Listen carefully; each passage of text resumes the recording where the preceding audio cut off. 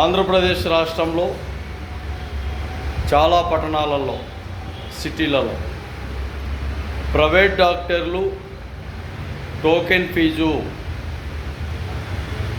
డాక్టర్లు ఒక వ్యక్తిని పరీక్షించడానికి 300 రూపాయలు, 250, 400 రూపాయలు, 500 రూపాయలు, స్పెషల్ డాక్టర్లు అయితే ఇంకా ఎక్కువ.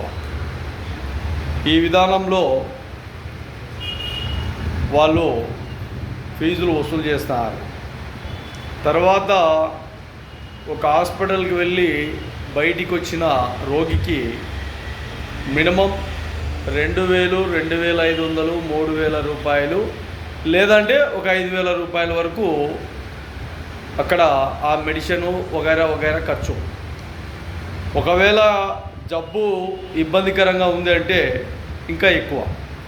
కాబట్టి రాష్ట్ర ప్రభుత్వం మినిమం ఫీజు 100, 150 రూపాయలు ఫీజు ఏర్పాటు చేసే విధంగా రాష్ట్ర ప్రభుత్వం, ఆరోగ్య శాఖ మంత్రివర్యులు గౌరవనీయులు సత్యకుమార్ గారు కూడా ఈ విషయంలో ఖచ్చితంగా ఆలోచన చేయండి.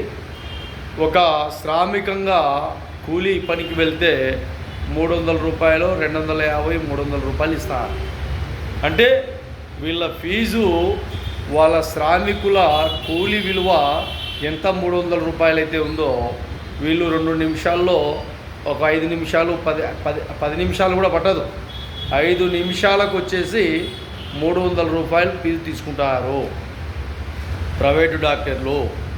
అయితే ప్రజలు కూడా గమనించాల్సింది ఏంటంటే, ప్రైవేటు పరంగా ఉండే ఆసుపత్రులను, హాస్పిటల్ను ఎంకరేజ్ చేసుకుంటూ వెళ్ళిపోతే వాళ్ళు కోట్ల రూపాయల ధనికులు అవుతున్నారు. ఆ రోగులు మాత్రం అలాగే ఇబ్బందులు గురవుతున్నారు.